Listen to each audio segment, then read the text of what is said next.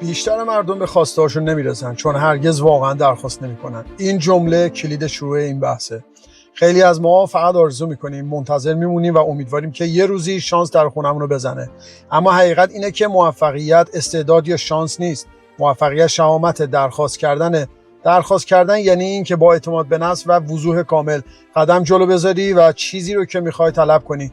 وقتی این کار رو میکنی، دنیا، آدما و فرصت‌ها شروع میکنن به گوش دادن. اگه ساکت بمونی، زندگی هیچ راهنمایی نداره که ازش پیروی کنی. خبر خوب اینه که رسیدن به موفقیت یه مهارت جادویی نیست. این یه طرز فکره، یک عادت و یک نظمه که میتونی اون رو بسازی.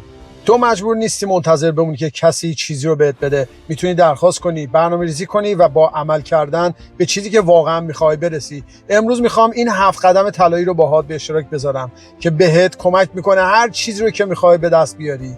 1. دقیقاً بدان چی میخوای. قبل از اینکه به چیزی برسی یا بدونی اون چیز دقیقاً چیه، خواسته های مبهم نتایج مبهم به دنبال داره. تو نمیتونی بری رستوران و از گارسون انتظار داشته باشی یه غذای عالی برات بیاره وقتی خودت نمیدونی چی میخوای. این قانون در مورد زندگی هم صادقه. اگه شفاف نباشی، زندگی نمیدونه چی بهت بده.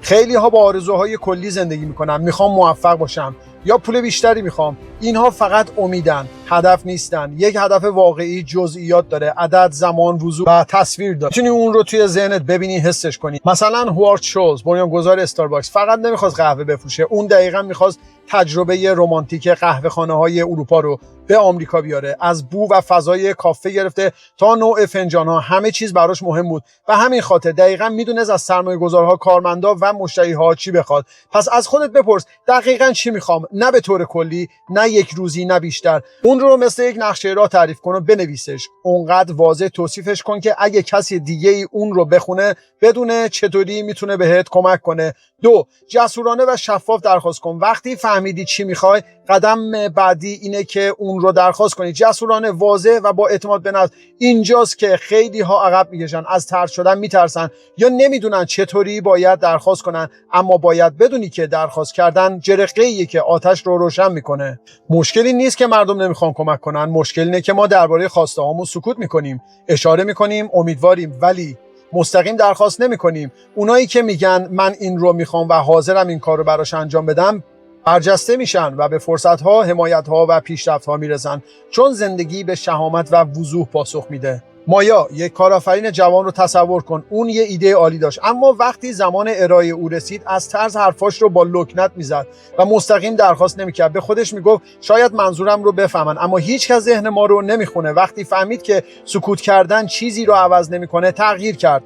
رفت به جلسه بعدی و با قاطعیت گفت من دارم پلتفرمی میسازم که تا سال 2028 به 1 میلیون جوان کمک میکنه. برای شروع به $100,000 سرمایه نیاز دارم. این کاریه که تا الان انجام دادم و این هم چیزیه که در مقابل به شما ارائه میدم.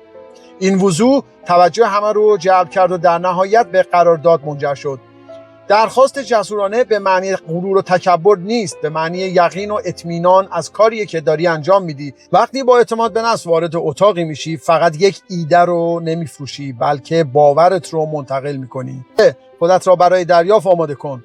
درخواست کردن خیلی قدرتمنده، اما به تنهایی کافی نیست. اگه میخوای هر چیزی رو که میخوای به دست بیاری، باید خودت رو برای دریافتش آماده کنی. خیلی ها اینجا اشتباه میکنن، حرفهای درست رو میزنن اما در عمق وجودشون آماده نیستن و زندگی چیزی رو بهت نمیده که آماده اداره کردنش نباشی. آرنولد شوارزنگر، اونو در نظر بگیر، قبل از اینکه بازیگر هالیوود بشه قهرمان بدنسازی بود، اما مدت‌ها قبل از اینکه به شهرت برسه خودش رو به روش‌هایی که بقیه نمی‌دیدن آماده کرده بود. او در دهه 20 سالگی بازیگری رو یاد گرفت، زبان انگلیسیش رو تقویت کرد و با نظمی بی‌رحمانه روی بدنش کار می‌کرد. او فقط برای شهرت درخواست نکرد، بلکه به مردی تبدیل شد که میتونست اون رو اداره کنه. آمادگی چیزی فراتر از تمرین کردنه. این یک رشد شخصیه، ساختن شخصیتی که با زندگی که درخواست میکنی همخوانی داشته باشه. اگر پول میخوای، یاد گرفتی چجوری پول رو مدیریت کنی. اگه نقشه رهبری میخوای، هوش هیجانی و مهارت‌های ارتباطی رو در خودت پرورش دادی. فاصله بین درخواست و دریافت با آمادگی خاموش پر میشه. همون کارهایی که وقتی کسی نگاه نمیکنه انجام میدی، همون کتابایی که میخونی و مهارت‌هایی که یاد میگیری. منتظر نمون تا فرصت بهت برسه، همین الان آماده شو، چون وقتی میاد بهت زمان نمیده. 4. مانند یک کودک باور کن، مانند یک بزرگسال برنامه‌ریزی کن. نوع خاصی از قدرت در باور وجود داره، نه باور سخت و محتاطانه یک فرد شکاک، بلکه باور باز، بیباک و تمام عیار یک کودک. اگر تاکنون دیده‌ای که کودکان چگونه رویا پردازی می‌کنند، متوجه چیز قابل توجهی خواهی شد. آنها به محدودیت‌ها فکر نمی‌کنند، آنها نگران واقع بین بودن نیستند. آنها به سادگی جسورانه کامل و بدون عذرخواهی باور می‌کنند و این نوع باور است که کوه‌ها را جابجا می‌کند. اما باور به تنهایی کافی نیست، به ساختار نیاز دارد، به جهت نیاز دارد. اینجاست که برنامه‌ریزی در سطح بزرگسالان وارد می‌شود.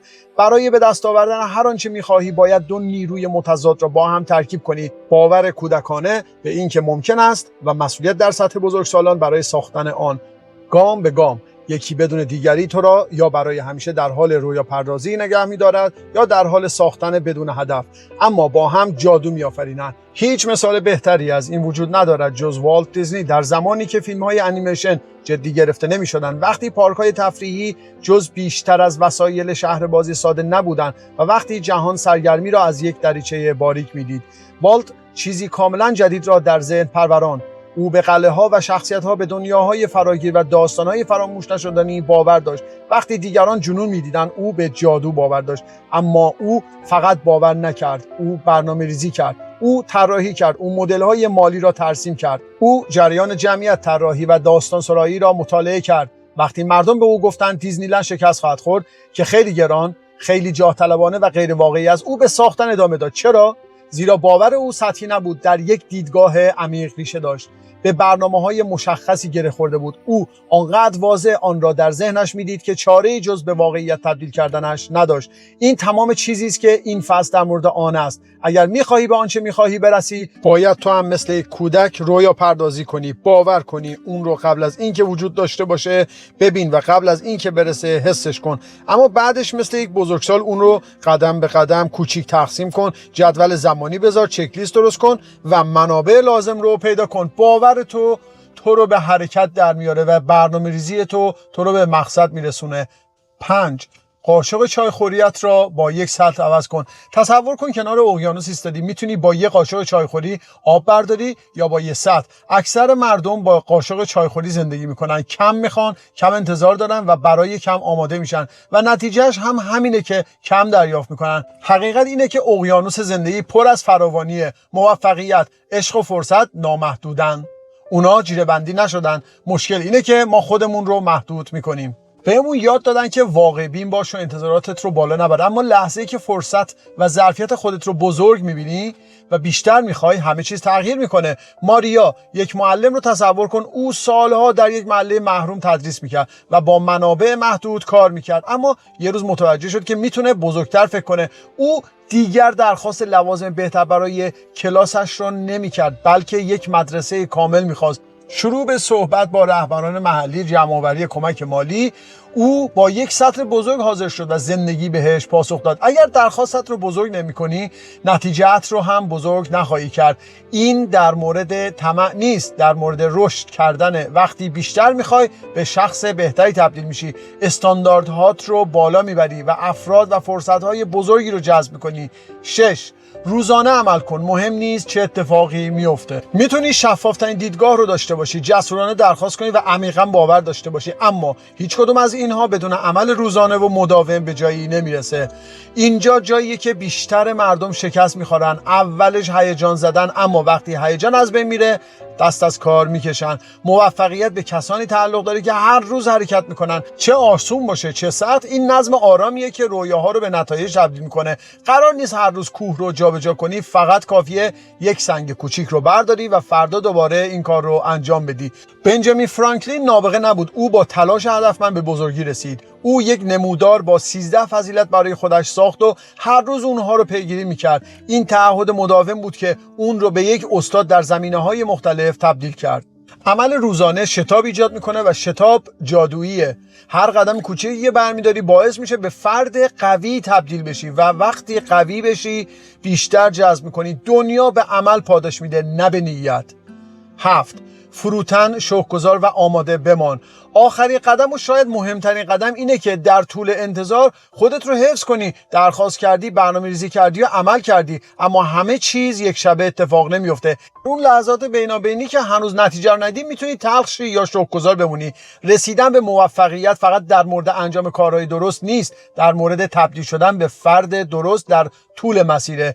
اینجا جاییه که فروتنی و شکرگزاری وارد میشن. اینها تو رو متوقف نمیکنن، بلکه روی زمین نگهت میدارن تا وقتی در نهایت موفق شوی با غرور از اون عبور نکنی. آبراهام لینکلن در نظر بگیر، او با شکست‌های زیادی روبرو شد اما هرگز تسلیم نشد. او فروتن باقی موند، به یادگیری ادامه داد و آماده موند. او فهمیده بود که شکست هرگز دائمی نیست مگر اینکه خودت بخوای.